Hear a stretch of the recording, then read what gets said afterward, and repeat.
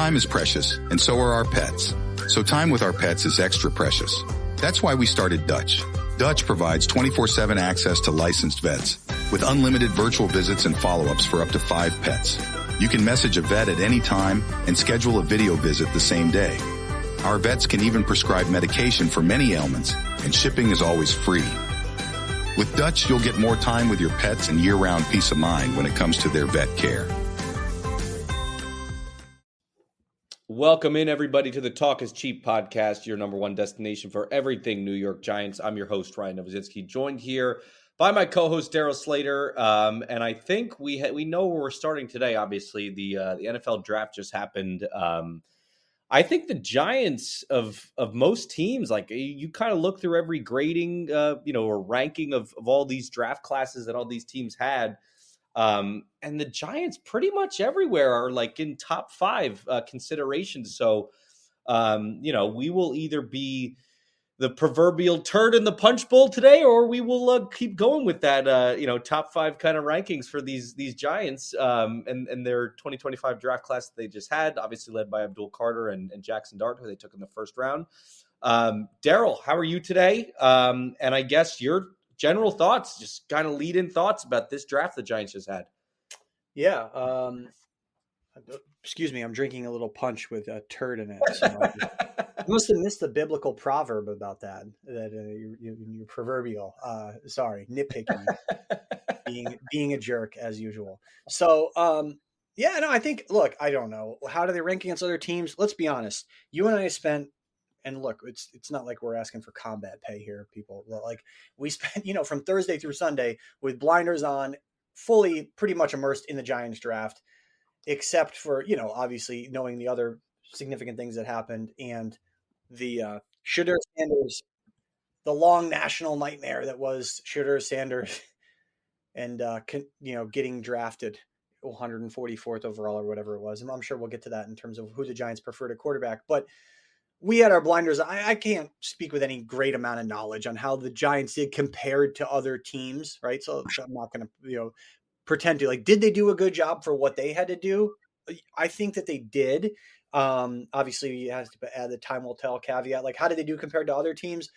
It's so hard to say. But we'll go through these guys, I think, one by one. But I think broadly, just speaking, they went into this draft. Clearly, they had to figure out quarterback, but they also didn't want to reach. They figured out quarterback.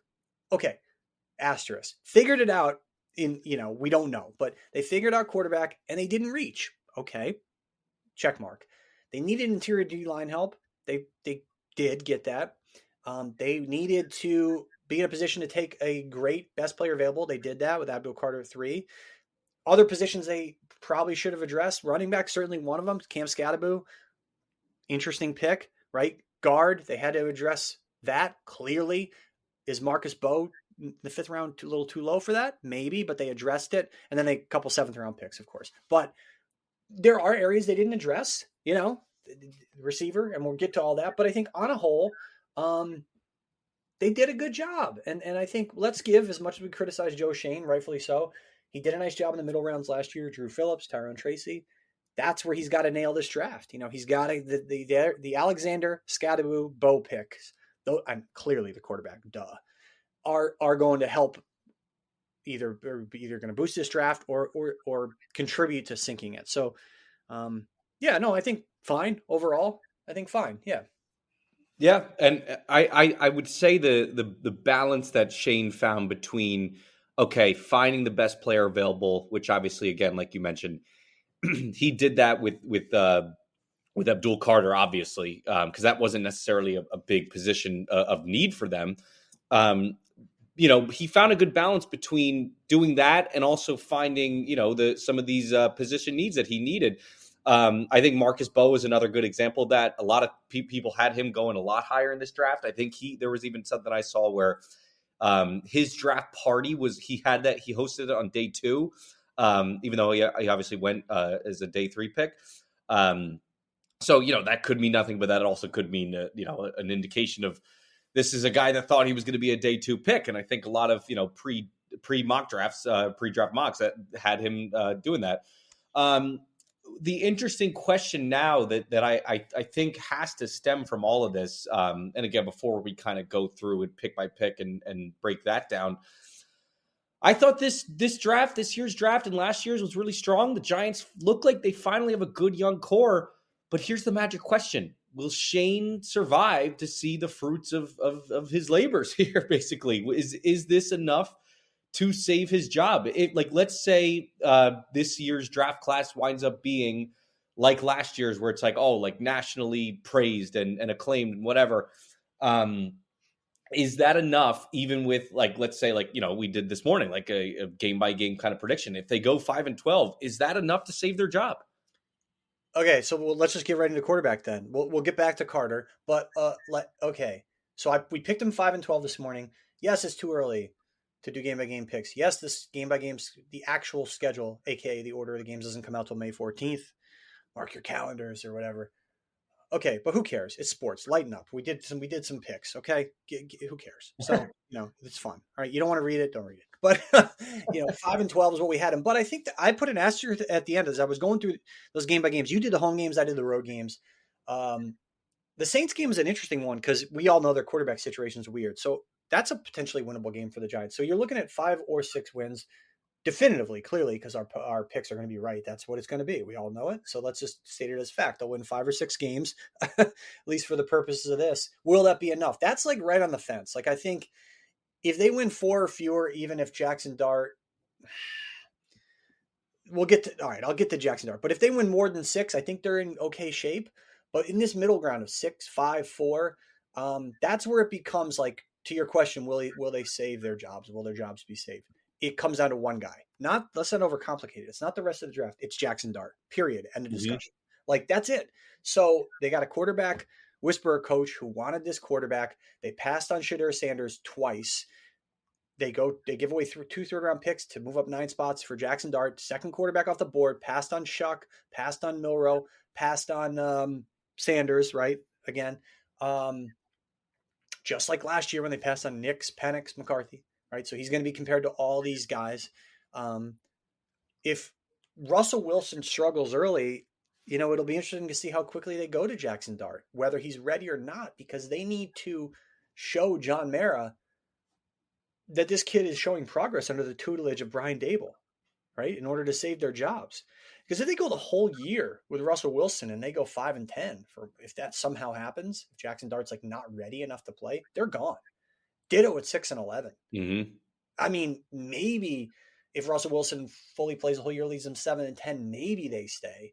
But 6 or fewer. I mean, at 6 or fewer, they need to see significant progress, even in garbagey games, even in close losses from Jaxson Dart. Right?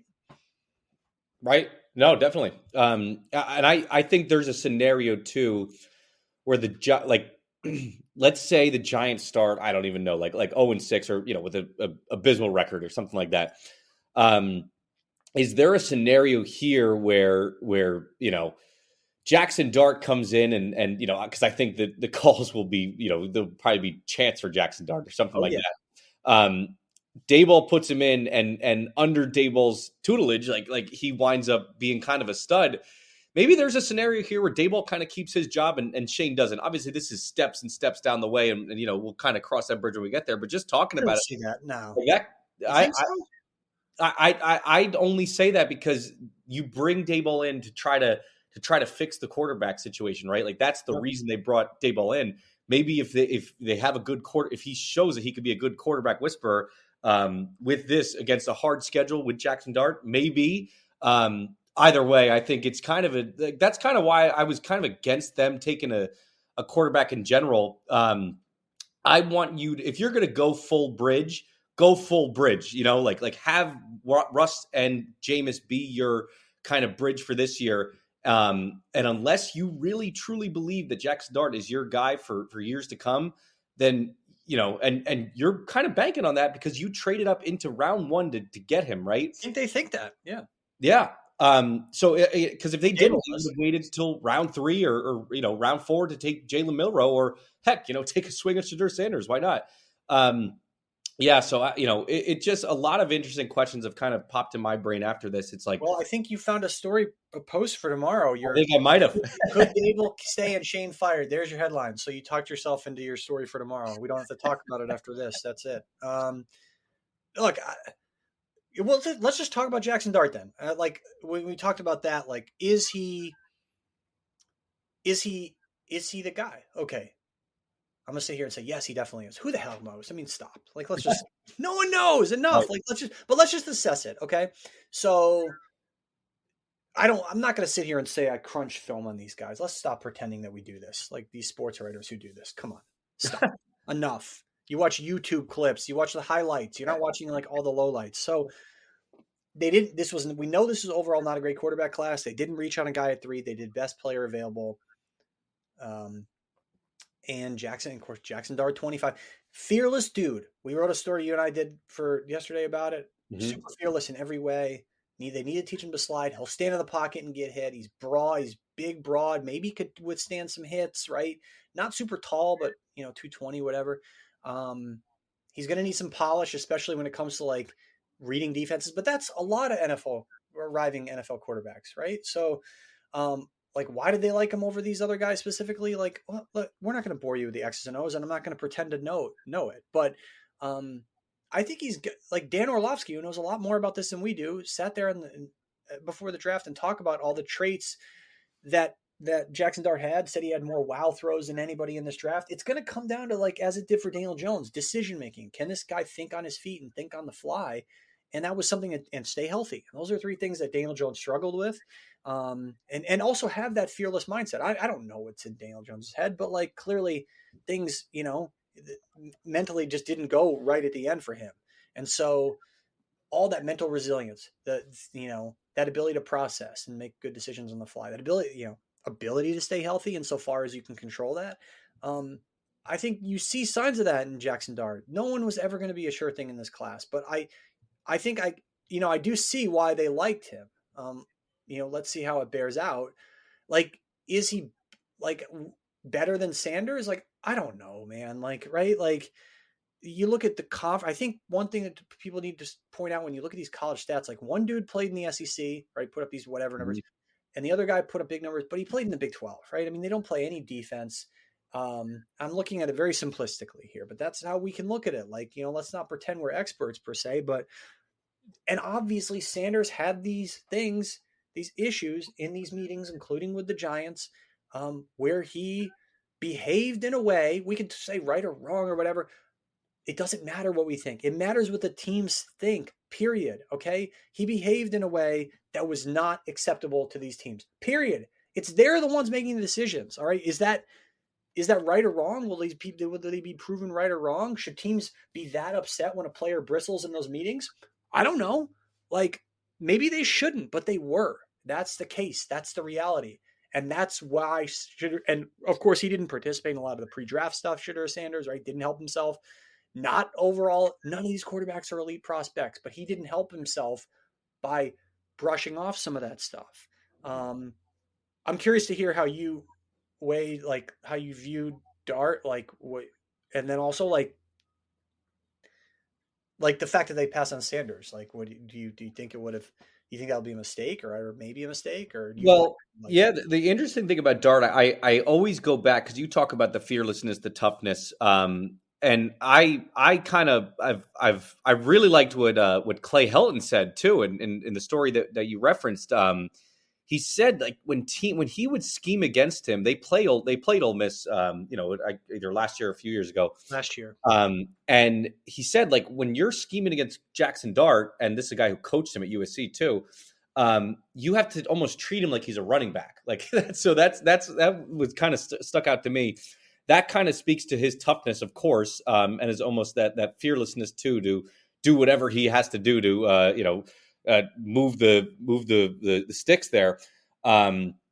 This is a guy that I like, that kind of ability, because like you said, Dan Orlovsky, like gushing about him pre-draft. He also compared him to a guy that Jaxson Dart has compared himself to a lot, Jalen Hurts, right? That's a good, like, if the Giants can come away from this class finding their Jalen Hurts, great. Continue to build the team around him. That is, That's a dream for them. Oh my gosh. Especially in a quarterback class that's widely considered to be pretty weak. But now, like you think about the negative end of those traits, right? And you think about, again, like you said, the decision making and like you also hear like the other end of that is the toughness too, but that can also recklessness. Yeah. Who does that remind you of? A quarterback that the Giants already had for 6 years. So I feel like there's two ends of the spectrum here. It probably will, kind of whittle itself out and meet itself in the middle there somewhere. But again, if Brian Daboll can unlock something in him this year, I think that will go a long way in showing ownership. Like, okay, we used a first round pick investment on this kid, and you can make him the quarterback of the future. If he shows glimpses of that, like that's when I start to wonder, like, all right, do the Giants have something here? Because they already have a pretty decent core around him. At least it looks like on paper. Now let's see what they can do against. It's honestly kind of weird. Like they have this gauntlet of a schedule this year. Like just a terrible way to have to save your job this year. Big time. And around him, I guess we could address that in another podcast, and I'll write it for the morning as we hash out our story plans for everyone to hear. So, what are the remaining? This is a very novel post, people. You'll never read it anywhere else.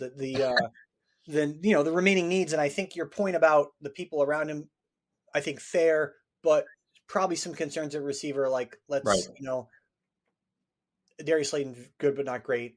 Okay, we know what that is, right? Do they have enough coverage help for Malik Neighbors to draw coverage away? That's certainly a concern coming out of this draft. So, and that will affect the quarterback, obviously. So, should we talk about them picking Lawrence Taylor at 3? Yeah, I mean, let's get into it. I think, my overall takeaway with Abdul Carter is just pretty simple. Like Joe Schoen is leaning in, and I've wanted them to pick Carter since December. Joe Schoen is leaning into the thing that's already is probably the only positive thing that people even looked at last year is that defensive front, obviously led by Dexter Lawrence and Brian Burns and Kayvon Thibodeau.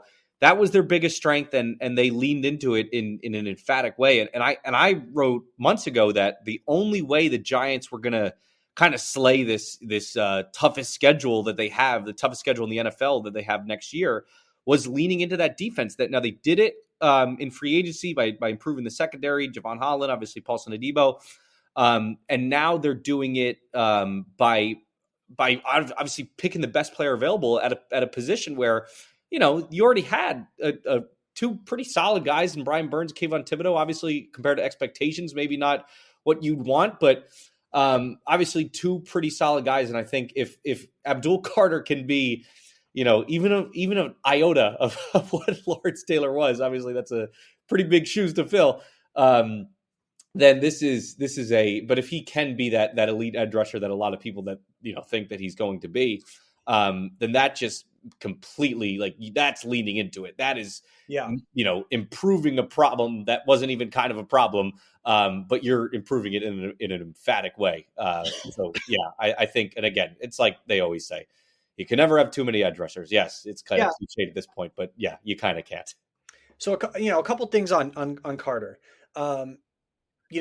People don't need to be reminded of how important pass rush is, right? The Giants showed that years and years ago when they harassed Tom Brady in the Super Bowl with their great pass rush. The Eagles just did it to the Chiefs, right? And it's also a position where you can come in and contribute immediately. I'm not trying to oversimplify it and say you don't have to learn things as a rookie pass rusher. You do, but it's not like quarterback. It's not like corner. It's not like these other positions where you've seen guys really come in and struggle immediately. You've seen guys come in and make a big impact. It's more than just obviously just go get the quarterback, right? But that's a big part of it. And, anecdotally, you've seen guys have success right off the bat. And so, I think all those things fit for a team that needs to win now, a team that's going to lean on defense, probably not going to be they were not going to be a high scoring team no matter what they did in this draft. I think that's the reality. So leaning into the strength, leaning into the defensive front, getting a guy who could contribute immediately. Yes, Kayvon Thibodeau is going to have to battle for playing time. That's the reality when you have not shown enough through 3 seasons as he has. I mean, yes, it's not ideal that they had to use another premium asset on this same position as they did with Thibodeau and Burns. They used plenty of assets on him. So yeah, I mean, they are, they need to try to win in their division by getting after these other quarterbacks. And there's plenty of examples of how, important that is across, you know, recent and distant NFL history. And the Giants know it better than anybody. So, okay, no issues there as far, I guess we should, we talked about the one big, quote unquote thing with Sanders, right? So what about that other thing, with Carter and 56 and like, I mean, I don't know, man. Like, we all did like foolish things when we were okay. How old is he? I mean, like we all did. Like, it's not like it's not the worst thing in the world, right? He's 21 years old, right? So, it's not the end of the world, all right? He said he wanted to wear Lawrence Taylor's number. And clearly that's a silly thing to say. I'm trying to be charitable here. He knows who Lawrence Taylor is, so you can't say he didn't. He raved about him as he should know who he is. It's not like he's say, "Oh, sorry, I didn't really know. Like I'm from Mars," like whatever. But the Giants kind of opened the door for this last year by unretiring one from Malik Neighbors. That was, I don't know if Abdul Carter knew that going in, because does anyone really know who, like, with all due respect to Ray Flaherty, do these prospects know who he is? So the Giants a bit opened the door for it. All right. But like, again, I think that probably was a coincidence with him saying that he wanted 56.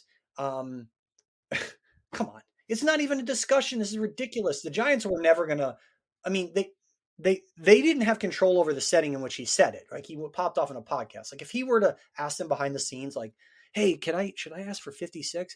They would have duct taped his mouth shut, like it's a silly thing. And like, the thing I come back to is like, why would you even want that? Is it's a sign of like naivete or whatever. But maybe, okay, this kid wants pressure. Cool. I think that's a good thing. Like, he wants pressure and he wants expectations to such an extreme that he wanted to wear the number of like Lawrence Taylor. I mean, of course, and like, okay, like good for Lawrence Taylor, I guess, for saying no. I mean, what else was he? Was he going to say yes? I don't think anyone expected him to say yes. And as far as 11, don't stop unretiring numbers. Just stop it. Just stop doing it. They should have never done it in the first place with Ray Flaherty. Like when the number is retired, it's retired. Like enough already. Like this, it's silly. Like, or just don't retire as many numbers and be a bigger pool of numbers available. You can't go back to 100 years and unretire, and just say like, oh, we, retired too many numbers. But like, look, the reality is this, since Eli Manning, there haven't really been many players that have given him a reason to retire numbers. So there's going to be a big gap in number retirement here. They ain't retiring Kenny Galladay, folks, like, I don't know where you fall on that silliness. I mean, it just would be so like, because again, I think Abdul Carter is going to be great. So many other people do as well. But what if he's not? And it would just be because you can't just like yank the number back from the guy. Like if he has like just a handful of sacks in his first season, because you already gave it to him. I mean, maybe in that case, maybe if it humbled him a little bit, he would say, okay, I haven't earned this or whatever. But that's obvious, and it's going to be interesting to see with like Cam Ward. Like if Cam Ward is a dud his first year, like they unretired Warren Moon's number for him. Like Warren Moon came to his press conference and like kind of like passed the torch to him. So yeah, it's all these interesting things. It's kind of a trend you see in a lot of sports. I take kind of an all or nothing kind of approach to it. I'm like, all right, yeah, either I'm like you, like keep them retired, or if you're going to do away with number retirements, then do away with all of them. Because it's kind of weird, like, with this Flaherty guy, like, you're kind of saying, okay, yeah, your number's retired and it's in the same echelon as Lawrence Taylor, but you're not Lawrence Taylor. And we all know that in general. Yes, we can look at the stats, we can do whatever. And just, in the general kind of like, discourse about football in general, everyone knows who Lawrence Taylor is. Not many people know who this Ray Flaherty guy is. But it's kind of interesting to see like that this trend in sports now where you're having these numbers unretired. I'm again, take all or nothing. You might as well just unretire all of them if you're going to do all of this, and keep a ring of honor is fine enough, So I think we should kind of transition now into talking, and we can lump them into groups here just because we're getting sort of into the later round guys. So we'll go offense and defense. Just kind of so they had 3 picks in a row where they go offense. Or actually, 3 picks in a row. Cam Scattaboo, Marcus Bowe, and Thomas Fedone, who likes to tattoo himself. Just your thoughts on, because again, I thought going into the offseason they're gonna lean into defense a little bit, but offense is really what they're gonna have to lean into. And then once I saw in free agency, read the tea leaves a little bit that they're not leaning into offense like at all. I'm like, okay, so Shane's goal here kind of changed from like maybe once he couldn't get Matt Stafford. It probably changed from, okay, I'm leaning into the offense here and trying to fix that, to I'm going to try to build a really, really like elite level defense, and then address offense like a little bit in the draft. And then he does that obviously with the picks of Scattaboo, Bowe, and Fedone. Just your thoughts on those guys, especially the first 2. I think those 2 are kind of going to have more impact from day one. Yeah, that's a good point about the pivot, right, away from when Matt Stafford didn't work out. I think that's a really interesting point. Like Scattaboo, Scattaboo and Bowe. So, one guy's got the name at the the unspoken extra O at the end of the name, and the other guy's got the silent M. Yeah, Cam Scattaboo is obviously one of the most fascinating players in college football last year because of his production, his massive game in the college football playoff, his toughness, his personality. He's a smaller, stockier dude. He doesn't look like, your typical running back. He looks like he should be fixing your sink, Again, I think I hopefully wouldn't take offense to that, whatever. But, he is a blue collar dude. And they do have a running back like that in Tyrone Tracy, who had to scrap and claw throughout it, at Iowa, Purdue, played in the Big Ten, transitioned from receiver to running back, 5th round pick. The guy is Tyrone Tracy, folksy. He likes to bowl. I mean, they got 2 guys who should be in, union workers as their running backs. These guys aren't, anyway, but yeah, so I think the reality of Tyrone Tracy is a really, really promising rookie year, nice mid-round pick. But a lot of teams you're seeing now, number one, like he hasn't proven he's a star over the long run. That's fine. He's had 1 year and he's done a great job for a 5th round pick. But they can't rely on him necessarily to be their sure thing number 1 back, or as the football guys say, a bell cow, right? So he, and you see more and more teams do this approach where, and even the Jets are wanting to do it with Breece Hall, who's much more proven than either of these guys, is run a backfield by volume and try to split it up, or divide the workload and, keep these guys durable. And there's not a lot of teams that are going to do it like the way that the Eagles do with Barkley. And so a smart pick there. Is he big enough? I think he's broad enough, and, is he fast enough and just maybe big enough, but, does he have the athleticism to be an NFL star? I don't know. I think it's a question. He was a 4th round pick. Okay. So it's not like other teams, including the Giants multiple times, decided, they didn't pick him in the 3rd round. So, there's questions there, but he's a super intriguing player because there are those murky areas. It's not like he's an Abdul Carter where you're like, okay, he's probably going to be really good. Or, with all due respect to a 7th round pick, it'll be a shocker if he was good. It's one of those picks that can really go either way. And that's where the best GMs tip their draft in their favor, when they can hit on those mid-round, 4th round picks, like Cam Scattaboo. As far as Marcus Bowe, I mean, undersized guard, so he probably has to bulk up a little bit before he might be a year away from being their starting right guard. Like Greg Van Roten, the odds that he was their starting right guard in 2026 are pretty slim, right? So, I think, and enough with the Evan Neal guard stuff. Stop it. Insert the Michael Jordan "stop it" meme. Okay. Evan Neal will play out the rest of his contract this year, and he will be gone. He will not be with the Giants in 2026. Okay. And he's also not going to be their starting. My bet is this: Evan Neal will not start. Okay. Evan Neal will start 3 games this year. No, 2 at guard. Okay. Because of an injury to Greg Van Roten. Random guess there. Evan Neal played guard as a freshman at Alabama a long time ago. It was 1 season. It was 2019, I think. So, yeah, he's got to learn how to play it in the NFL. We can't bank on this. But we also can't, I don't think, bank on the 5th round undersized guard Marcus Bowe being the starter immediately. That's likely not going to happen. they're probably going to go into the season with Greg Van Roten, but Bo is, potentially their future at right guard. And we all know how much better they need to get on the interior offensive line because, look, John Michael Schmitz might be a bust. John Runyon does not look like a good free agent signing. And Van Roten was, look, give him credit, solid last year, but he's not a long-term solution. So, that's what I think about, those picks at 4 and 5, those two offensive picks. Fedone in the 7th round, the tight end, obviously a guy will be a special teamer, initially. Obviously, they're not going to expect him to supplant Theo Johnson. So, yeah, no, I completely agree with you on Bo, especially like that. That's, this is a guy that, you see kind of the clips out there. You see the nastiness that he can have. But again, I'm with you. Like they re-signed Greg Van Roten for a reason, and that's not Evan Neal insurance. Like the Evan Neal thing is a cute like off season. Like, oh, okay, there's kind of nothing going on, so let's write about Evan Neal today, which I have done several times.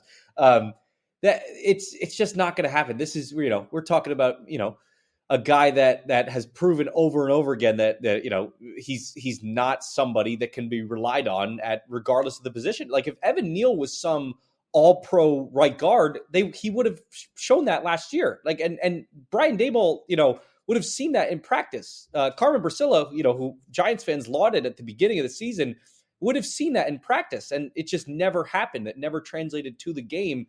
So obviously, you're just holding out on to hope of something that's not going to happen.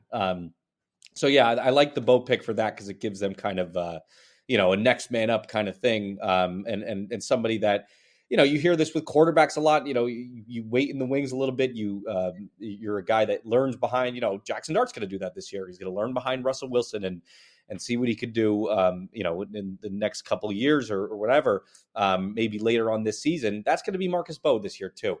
With Scadaboo, it's like a lot of times you see a player that a lot of with a lot of these first round talents, stuff like that, their stat sheets don't exactly stand out. Some of them do, obviously, but you're really projecting to the next level. I mean, that you see that a lot with quarterbacks, right?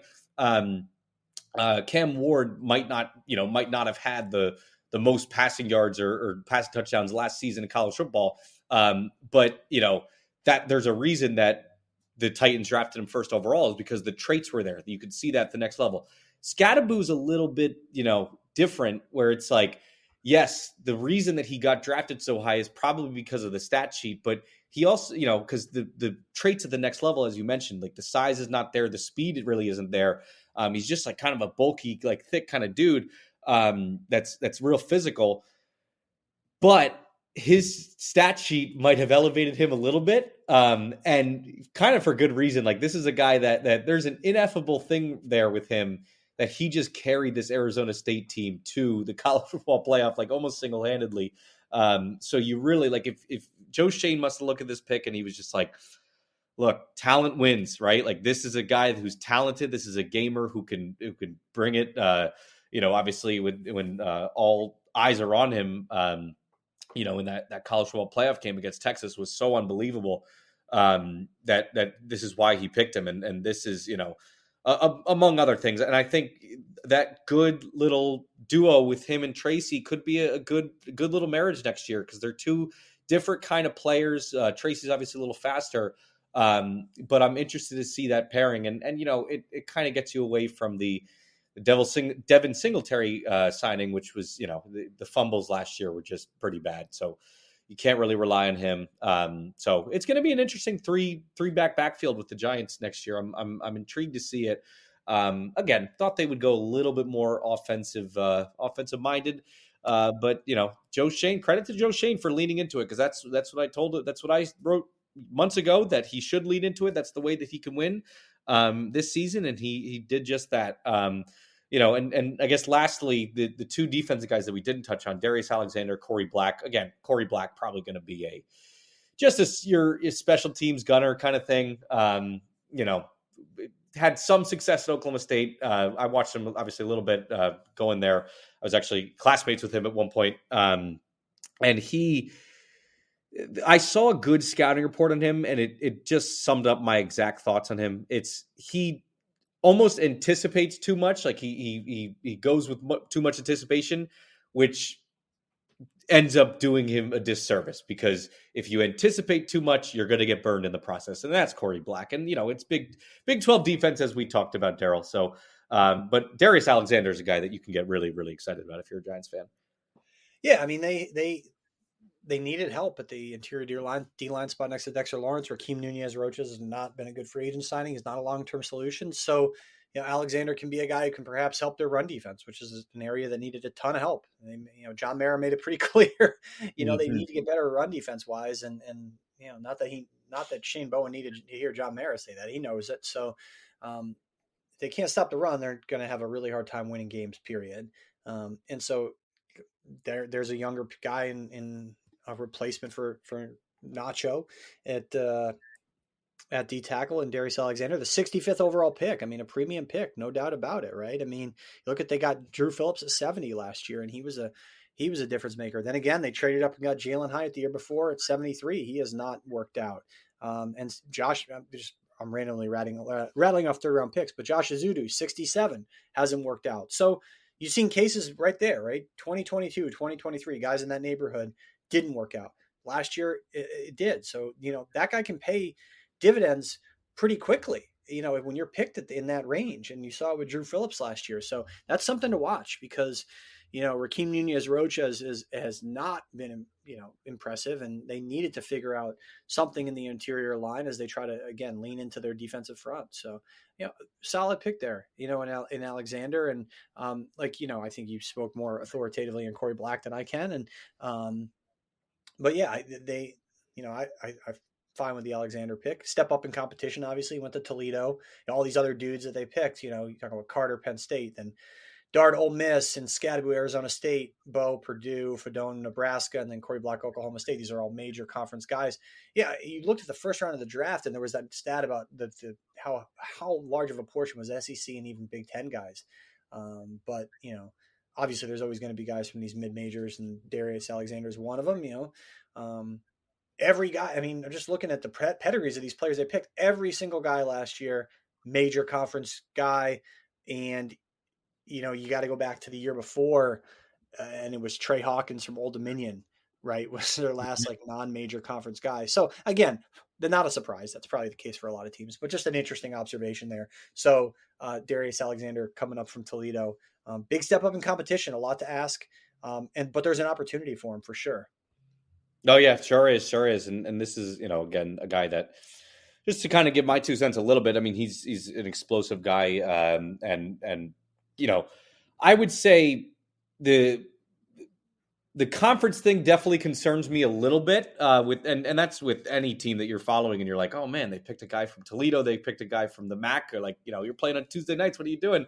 But this guy, again, it's like that traits thing. It's the thing that elevates to the next level. The Giants clearly see that in him. And again, I think the explosiveness with him, for his size, you're going to see a guy that's a lot more explosive than you kind of think. And I think he even had an interception last year. I think he actually had a pick 6 last year, something like that. So, a guy that can be an athlete as well. But yeah, that's our draft thoughts on this 2025 Giants draft class.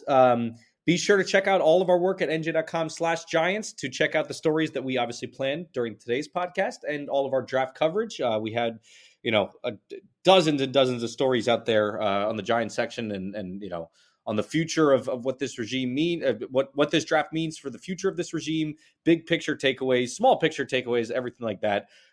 So be sure to check out all that and continue listening to Talk is Cheap everywhere where you get your podcasts. For Ryan Novozinsky and Darryl Slater, have a great day.